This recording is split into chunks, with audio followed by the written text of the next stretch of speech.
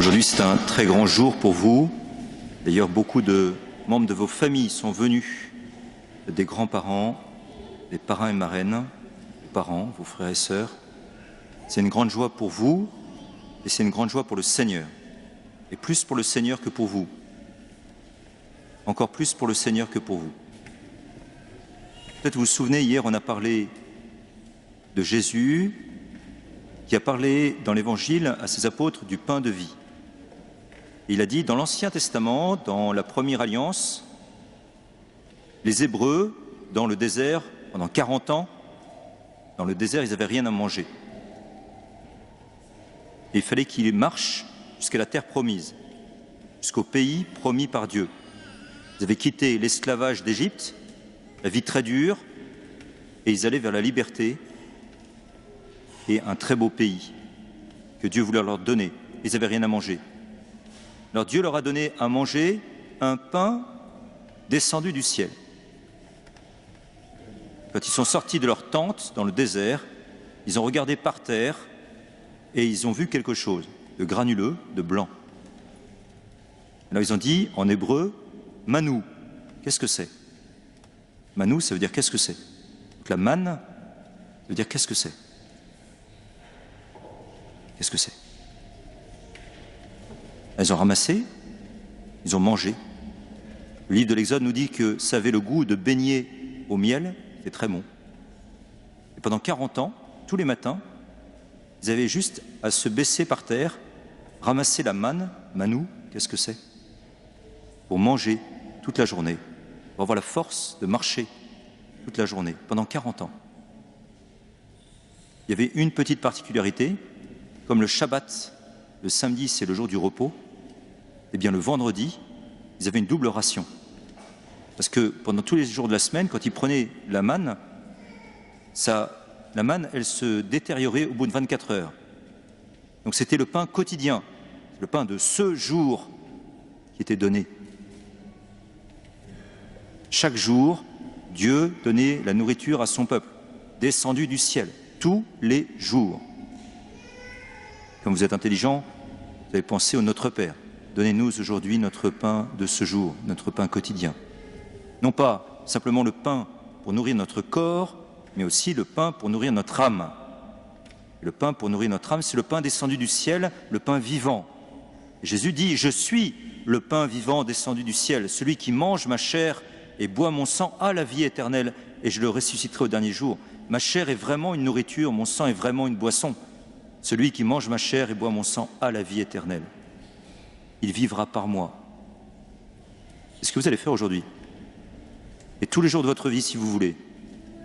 Peut-être parmi vous, les garçons qui sont là, ça se trouve, il y en a qui vont être appelés à devenir prêtres, ils pourront communier tous les jours. Tous les jours, ils recevront le pain de vie descendu du ciel, c'est-à-dire Jésus. Alors vous avez reçu la grâce du baptême, la vie de Dieu. Le jour de votre baptême, il faut la faire grandir, il faut la nourrir, pour qu'elle se fortifie. Pour faire grandir cette vie du baptême, Jésus nous a donné l'Eucharistie, qui est vraiment une nourriture et vraiment une boisson spirituelle. Pour les plus grands,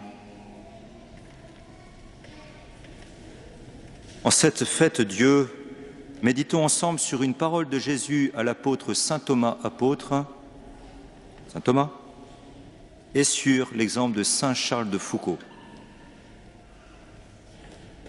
Voici la parole adressée par Jésus à saint Thomas apôtre. Bienheureux ceux qui croiront sans avoir vu. Oui, bienheureux qui croient en l'Eucharistie, sans avoir vu le Seigneur réellement, vraiment, substantiellement présent. Bienheureux ceux qui croient ce que Jésus a dit et qui croient sans voir. Ceci est mon corps, ceci est mon sang. Ceci n'est plus du pain après la consécration, ceci n'est plus du vin. Ceci continue à ressembler à du pain et à du vin. Le goût n'a pas changé, la couleur n'a pas changé, la forme extérieure n'a pas changé. Mais ceci n'est plus du pain, ceci n'est plus du vin. Ceci est Jésus, ceci est adorable, parce que ceci est Jésus. En mangeant ce pain vivant descendu du ciel et baptisé, ne sont pas des anthropophages, parce qu'ils ne mangent pas de la chair humaine sous la forme de la chair humaine. Ils reçoivent réellement Jésus sous les apparences du pain et du vin, qui sont devenus substantiellement et réellement le corps et le sang du Christ. Saint Thomas, apôtre, accueille le don de la foi. Il touche l'humanité stigmatisée et vivante de Jésus, l'humanité ressuscitée de Jésus, et il confesse ce qu'il ne voit pas, la divinité de Jésus, en disant « Mon Seigneur et mon Dieu ».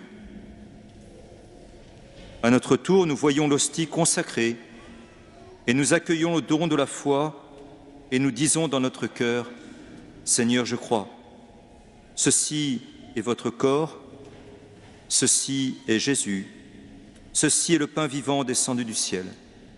Mon Dieu, je crois, mon Seigneur et mon Dieu. Seigneur Jésus, je vous reçois pour que vous augmentiez en moi la vie de la grâce que j'ai reçue de vous au jour de mon baptême. Je veux que vous demeuriez en moi et moi en vous.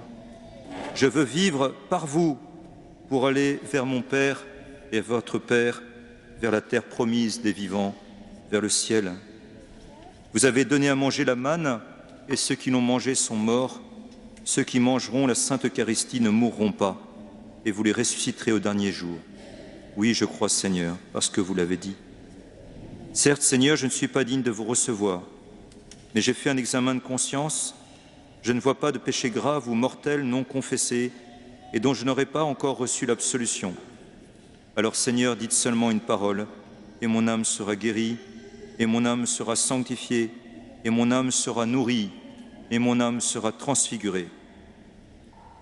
Oui, bienheureux les invités aux noces de l'agneau, bienheureux ceux qui croient sans voir, ou encore bienheureux ceux qui voient la Sainte Eucharistie avec les yeux de la foi.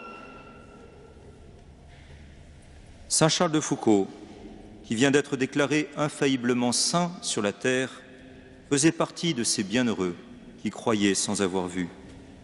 Après sa confession sacramentelle à l'église Saint-Augustin à Paris, l'abbé Huvelin, qui vient d'entendre sa confession, le fait communier immédiatement.